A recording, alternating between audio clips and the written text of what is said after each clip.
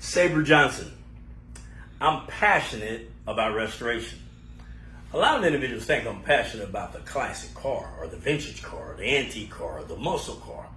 But I'm really passionate about restoration. And those vehicles give me an awesome opportunity to vicariously study this great subject that we call restoration. Many of my business investments are in the aftermarket. They're centered around restoration, making something new again, seeing a greater possibility in that thing. Restoration is powerful. Now, I'm going to talk to you about restoration today. I'm talking to you about what makes a restoration shop special and unique and what we do and why you should possibly consider what we do. But I also talk to you about a repair center and about the mentality of just creating function, not restoring a thing, just kind of keep it moving, keep that thing in the road. And there's no right or wrong. So in this lesson today, in this masterclass today, I'm not arguing pro or con on either one. I'm sharing with you what I'm passionate about and how I drive that passion and how I manifest that passion in my business. I'm going to talk about 4 things really quick that I believe will really bless you. And I'm going to contrast a repair center versus a restoration center, because no matter where you are, whether you're in the north part of this country or whether you're in Canada or no matter you're in Europe, no matter where you are, I believe that there's somewhere within 5 hours where there's a restoration center there that can take care of your car. And I believe that there's a repair center that's probably within an hour that can take care of your car.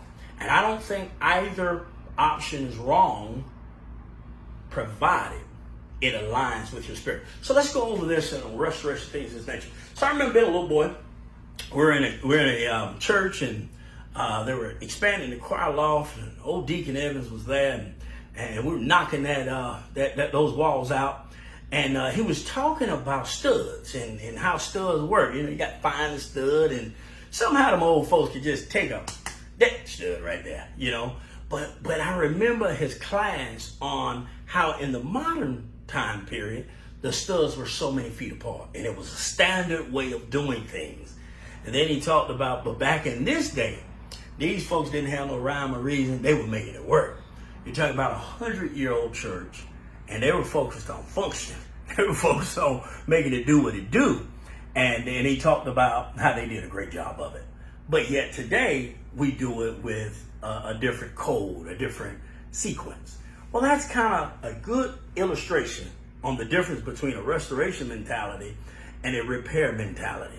One mentality says, I'm just going to make this thing work. And there are some great mechanics who can rig up some stuff, but they can make it work. They can make, you ever had your $5 in your pocket and your radiator just wasn't working right? You know, man, they take some baling wire and some bubble gum and some, look like some duct tape and a pair of pliers, and boy, a mechanic could fix anything, you know? And you come out of there less than $50 and, you know, and you're like, yes. And then you have the repair center who says, what is the root cause of this? Let's redesign this. Let's re-engineer this, and let's produce the greatest possibility in this particular area of your cooling system. See the different mentalities? There's different mentalities, different approaches, but you have to align yourself and your car and your budget and your sensibility with one of these mentalities. All right, go a little bit further.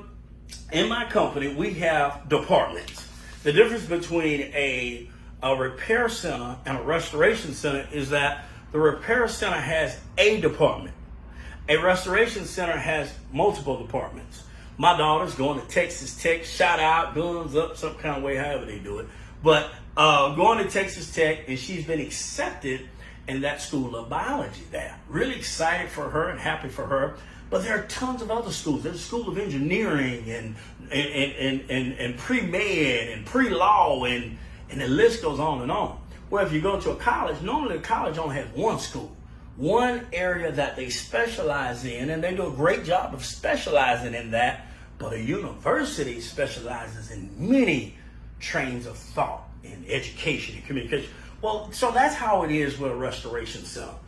We don't have one department. We have multiple departments. The other thing you must understand about a restoration center is that we're set up and we're built to take a vehicle through the entire process of restoration by stopping at these different points along the way. It's like taking a cruise, not a boat ride. So, a repair is like going up to the lake.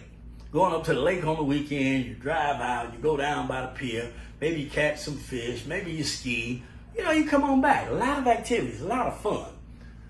But a restoration is like taking a cruise. And you're stopping at this port, you're stopping at that port, you're stopping at, it's just a little bit more organized, it's a little bit more pre-planned, that type of thing. So you must understand, do you need a department or do you need departments? If you need a department and your budget is limited, you may want to go to a repair center. And then the other thing you have to look at, do you want form, fashion, and function, or do you just want function?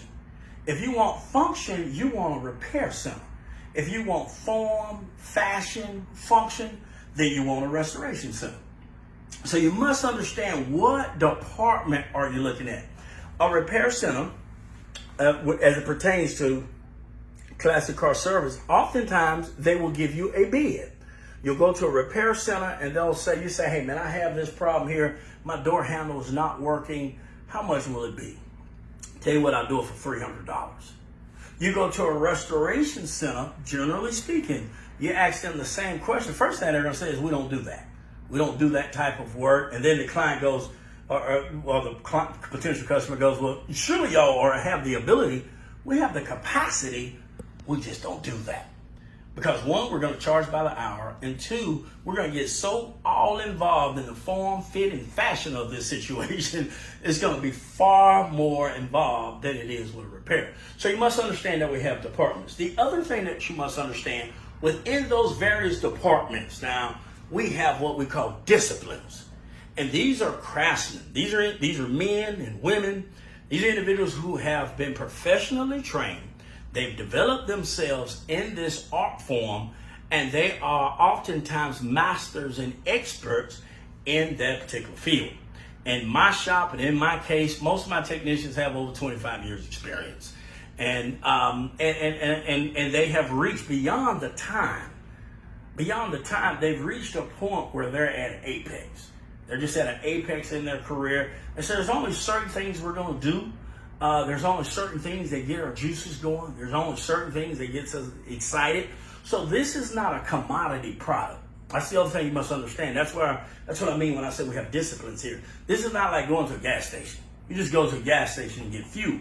Do you remember, I remember growing up, there were places my uncle would go. He went to the Shell station. My other uncle went to the Exxon. They went to certain gas stations to get fuel. Because at that time, they didn't see it as a commodity. They saw it as a brand component. And I want to get my fuel from this particular place. Well, now fuel has become so standardized, if you will. People feel comfortable, for the most part, getting it from anywhere except in the hood at 12 o'clock at night. But you'll pretty much stop anywhere and get you some fuel. You'll pump it in. I guess that might not be true, because my kids want to stop at Buc-ee's too. But you know what I'm trying to say is that it's a commodity. Where in what we do, this is not a commodity. This is a choice. This is someone who's looking across the globe, looking across the world, trying to find the best of the best. And you say, I believe this restoration company can solve my particular need. But they're disciplines. What are some of the disciplines here? Painters, body technicians, fabricators, metal workers, chassis. We have a chassis department and people who specialize in that. A sheet metal department, people who specialize in that. Woodworking, individuals who specialize in that. Upholstery, individuals who specialize in that. Even project management, that's an area that someone specializes in. And so that's just a quick highlight. What about the performance technician? What about the classic car technician? What about the performance engineer? And so you have all of these disciplines in-house, and everybody's operating at an optimum level. It's kind of like, to understand the restoration mentality, it's kind of like asking Steph and LeBron and Team USA to go to the local YMCA and dunk on the boys. It's just not their thing. That's just not what they do. And so my team and most team of restoration experts, we're not interested in repair. We're not interested in whether or not we can make something function. We have the ability to make something function. Our interest is, can we restore that thing? Can we bring out its latent greatness? Can we make it better than it's ever been before? Can we take the dream that the client has brought to us, use our expertise and our talent and manifest that thing in her? See, that's what we're passionate about. That's what we do. So not only do we have departments, not only do we have disciplines, the other thing I want you to understand, within those departments and within those disciplines, we like details. I say all the time, you don't pay me for the basic stuff. You pay me for that 10%.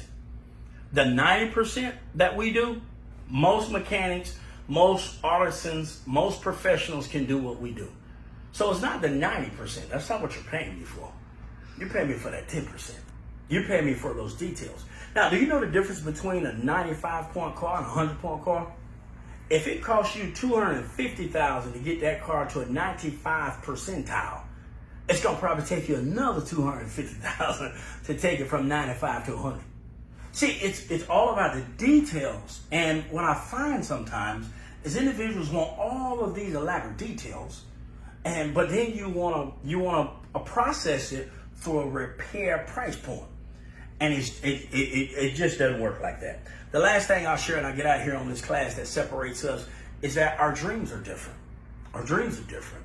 You know, I've had the pleasure of owning repair centers, late model centers, repair centers that did classic car work. I want to open up another one day. I want to open up a $10,000 and under classic car repair center.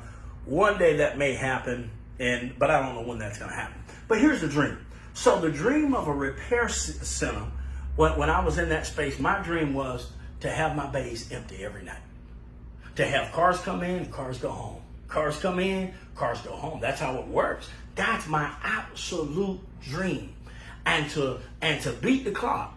So in the repair center, we're selling time. We're selling a bid. So if the average to get this job done is 5 hours, I'm going to charge the consumer 5 hours. That's what everyone does in the repair center. I'm going to charge you 5 hours, but my technicians are so good, we're going to get it done in 2. And that's the dream. The dream is about beating the clock. The dream is about selling the standard of time, beating that standard metric of time, earn income from that, and if you can, try to do it all in one day so that the next one can come in and you just keep turning your booths. See, it's kind of like a restaurant. The way you make more money in a restaurant, you got to turn them tables. You got to turn the table. So you sit down at the table, have your meal, here's your ticket, please go, because they got somebody else want to sit down. And they just turn the tables. They turn the tables.